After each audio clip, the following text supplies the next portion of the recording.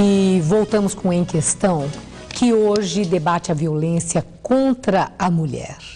8 meses antes de desaparecer, Elisa Samúdio pediu proteção à justiça porque temia ser vítima de novas agressões do goleiro Bruno. E o pedido foi negado. A juíza diz que tomou a atitude correta e que não se arrepende. Segundo ela, a Lei Maria da Penha se aplica apenas a casos familiares, o que não estaria caracterizado no romance da moça com o goleiro. Apesar da interpretação, o caso Elisa tem levado muitas mulheres à delegacia. Elas temem que a própria história termine da mesma forma. A mulher esconde o rosto porque teve coragem de denunciar. Durante anos, foi ameaçada de morte pelo marido ciumento e alcoólatra. Rotina de humilhações e pavor. Ele encostava a faca na minha barriga e falava assim: eu vou te matar, sua vagabunda, sua piranha. Vou arrancar o seu pescoço fora, que é pra você aprender a dar valor à família que você tem. Ela procurou a polícia e foi amparada pela Lei Maria da Penha. O agora ex-marido chegou a ser preso porque não respeitou a ordem judicial de manter distância. Se eu não tivesse denunciado ele, eu acredito que tinha acontecido alguma coisa, ou comigo ou com uma das crianças. A delegada que cuidou do caso diz que decisões como essa, baseadas na ameaça, não são frequentes. Geralmente, a proteção chega depois da agressão física. A justiça se enveredou por um ótimo caminho com essa decisão. No sentido de evitar a agressão? De evitar a agressão. Se a vítima teve que mudar a rotina dela, teve que mudar de cidade, teve que se esconder, teve que ir para um abrigo, teve que esconder os filhos do casal, quando o juiz verifica tudo isso, ele pode decretar a prisão no caso de ameaça, sim. A Delegacia da Mulher, na Zona Leste de São Paulo, recebeu 2 queixas nesta semana, nas quais os agressores fazem referência às circunstâncias em que Mércia Nakashima e Elisa Samúdio se tornaram vítimas.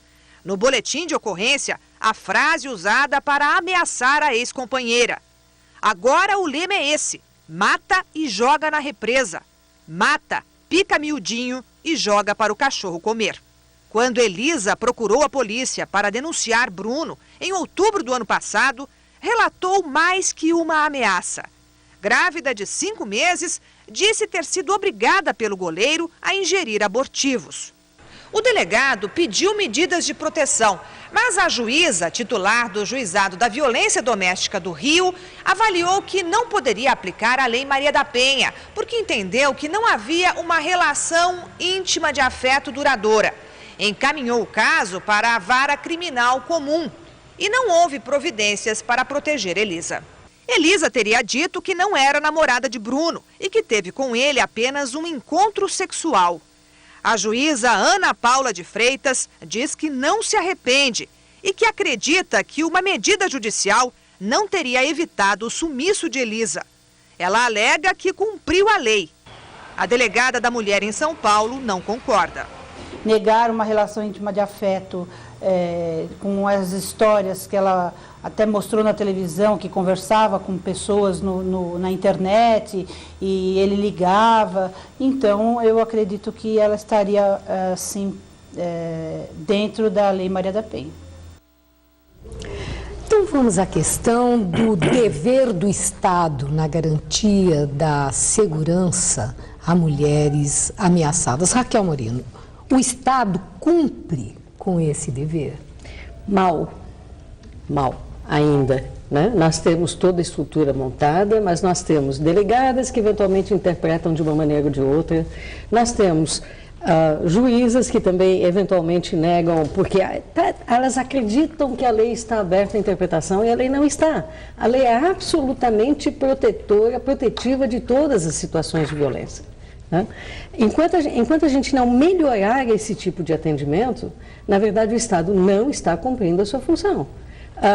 Elisa foi prestar queixa, Elisa fez exame de DNA, eu tive no IMESC, por exemplo, que tem um equipamento fantástico aqui em São Paulo, onde se encaminha pedidos de DNA judiciários. Em uma semana o resultado está pronto, mas leva 8 meses para chegar quem o solicitou. Quer dizer, há uma série de coisas a serem mexidas, de modo que a implementação da lei seja de fato azeitada e funcione bonitinho. Quer dizer, nós temos a questão da estrutura para o atendimento e também da cabeça do dos agentes do Estado? Não, exatamente, porque, na realidade, o intérprete da lei, ele interpreta a lei de acordo com o seu padrão de conceito, preconceito e cultural.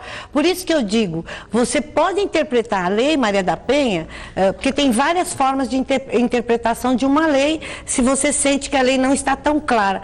Você interpreta uma delas, no caso da lei Maria da Penha, seria ver o espírito do legislador. Qual foi o espírito que impulsionou o legislador a promulgar essa lei? Foi a proteção à mulher. De modo que você tem que ter, então, uma interpretação ampliada e não restritiva. Mas aí tem um julgamento moral, né, dela. Então, é uma menina que namora jogador de futebol, é uma menina que... Mas é onde entra todo o aspecto cultural. Que acho que é um julgamento moral, né, que é super importante. Ela não, uma das opiniões que eu tenho é que ela não foi protegida por uma questão moral. Não se protege... Não, mas ela nega, a juíza negou isso. Mas eu acho que o julgamento moral da vítima é sempre assim, a gente pega os casos de estupro, é assim...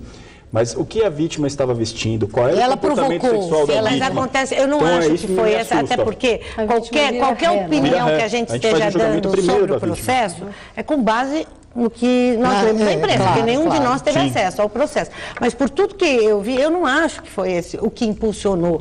O que impulsionou é que os julgadores, eles são frutos dessa sociedade, eles vão interpretar da forma mais restritiva, mais conservadora. Não acho que houve um julgamento Mas da em vítima. relação à mulher, não vamos tirar do caso, não, né? Vamos tirar do caso, mas vamos falar dos casos de violência, de crime passional, de violência contra a mulher, por essa razão, quase que invariavelmente o tal do julgamento moral aparece. Né? Sim. E na defesa, entrava muito a defesa da honra, que parece que está fora de moda, sim, mas de uma forma talvez diferenciada ela ainda mas elas emerge. Vão se mesclando, todas essas legítimas defesas internas da manutenção da sociedade patriarcal, ela vai mostrando as suas entranhas de forma diferente. Então agora julgar a vítima, a vítima. É sempre um julgamento moral sobre a vítima, mas tudo isso faz parte dessa relação patriarcal. Então vamos ver se ela provocou. Então ele não está errado. Na verdade, está justificado. Está justificado. Tá certo? Então vamos olhar primeiro. Né? Ora, antigamente, hoje não é tanto assim, mas antigamente uma moça vítima de estupro entrava numa delegacia de polícia, eventualmente era olhada de cima a baixo para ver se valeu a pena o que o sujeito praticou. Então, aí precisa realmente da implementação de políticas públicas que a gente fala, mas precisa explicitar quais são para não ficar um discurso vazio, que é quando ela diz da educação. Eu acho imprescindível se estabelecer na escola brasileira a disciplina de direitos humanos no ensino fundamental, ali, quando é criancinha, pequenininho, entender o que é direitos humanos, o que é respeitar a irmãzinha, a mãe, a amiguinha na escola. Na própria escola, o bullying, né, que está acontecendo agora. Então, tem que aprender, mas ali, na tenra idade, não como no colegial ou no ensino fundamental, não, né? Tem que ser... Mas, Tereza, você disse que em caso de estupro ainda se avalia o que você estava fazendo na rua, que horas... Não foi isso que ela disse. Ela falou que ainda avaliam se valeu a pena para o estuprador. Ok, eu sou fundadora do SOS Mulher há 30 anos atrás. Foi a primeira coisa que a gente fez com relação à violência contra as mulheres. Naquele tempo, sim. O delegado dizia, o que a senhora estava fazendo na rua às 10 horas da noite com essa saia curta? Ou então, a senhora apanhou do marido, capricha no feijão, compra uma camisola. Agora, gente, 30 anos se passaram, a sociedade se mobilizou, a situação legal mudou neste momento e é impensável, é um absurdo imaginar que a gente ainda esteja com a mesma liberdade de interpretação de há 30 anos atrás. Mas Raquel, a legislação... está aí, a Lei Maria da Penha, que é reconhecida pela ONU como sendo das melhores do mundo nessa garantia de proteção à violência de gênero. Só que uma juíza faz um julgamento entendendo que a Lei da Maria da Penha não se aplicava, porque ali não compunha um quadro de família, mas a família pequena burguesa, de relação em família. Tinha uma criança, quer dizer, tinha um filho, tinha um pai e tinha uma mãe, mas não compunha o quadro de família. Então uma mãe separada não compõe uma família. E hoje em dia